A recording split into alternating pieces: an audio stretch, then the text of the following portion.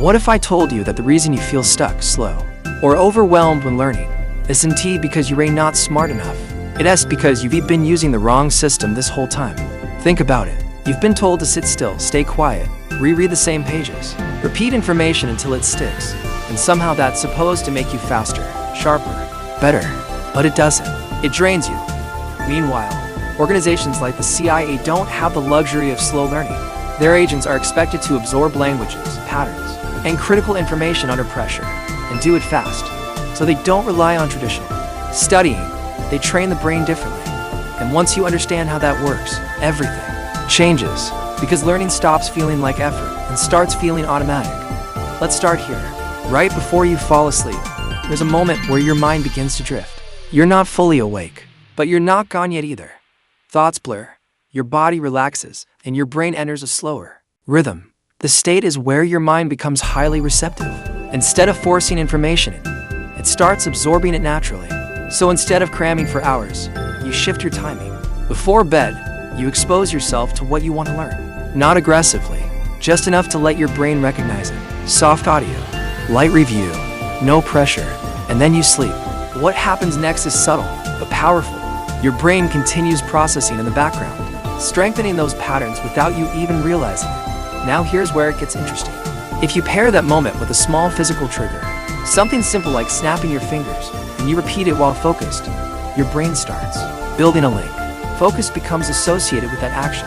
So later, when you're distracted, lost in your phone, scrolling through Instagram without even thinking, you interrupt it with that same trigger, and your brain remembers. It shifts back. Not perfectly at first, but over time, faster and faster. You're not forcing focus anymore. You're activating it. Now let's fix another problem. Most people think focus requires silence, perfect conditions, no interruptions, no noise. But real life doesn't work like that. There's always something, a voice, a notification, background movement, something pulling your attention away. And if your brain is only trained to focus in perfect silence, it becomes fragile. The moment things aren't ideal, your focus collapses.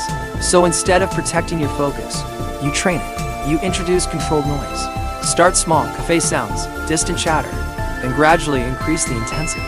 Maybe an occasional interruption, a timer going off, something slightly annoying. At first, your brain resists. It wants to react to everything. But if you stay with it, something shifts. Your brain begins filtering, ignoring, letting distractions pass without engaging. And that's when you gain real control. Not when the world is quiet, but when it isn't. Now let's talk about memory, because this is where most people struggle the most. You've probably experienced this before. A random smell hits you, and suddenly you're back in a completely different moment, a place, a feeling, a memory you didn't even try to recall. That's not luck. That's how your brain is wired. It connects information to sensory input, smell, sound, color, environment. So instead of memorizing in isolation, you anchor information. You study while chewing a specific flavor, or listening to a certain sound, or even wearing something consistent. Then later, you bring that same element back, and your brain reconnects the state. It feels almost instant. You're not searching for the memory. You're stepping back into it. And once you start layering this, different triggers for different subjects, your recall becomes sharper, more reliable, almost automatic. Now imagine combining that with your physical space. Every day, you move through the same environment, your room, your hallway, your kitchen.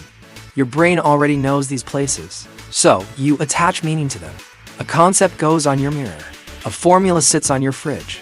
A key idea lives at your doorway. You don't need to sit and review constantly, because every time you pass those spots, your brain revisits the information effortlessly. It becomes part of your environment, not something separate from it. And finally, the way you structure your study time. Most people try to push through one subject for as long as possible. They think longer equals better, but the brain doesn't work like that. It gets fatigued, slower, less responsive.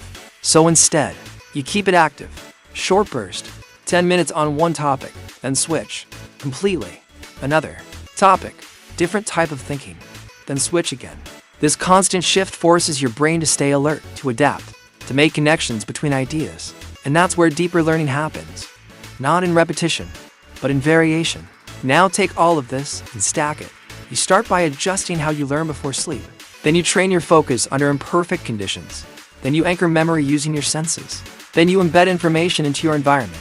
Then you optimize how you cycle through topics, one layer at a time, week by week, and something changes. You're no longer fighting to learn.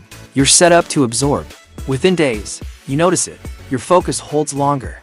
Your recall comes faster. You don't feel as drained. Within weeks, it compounds. And here's the part most people don't expect.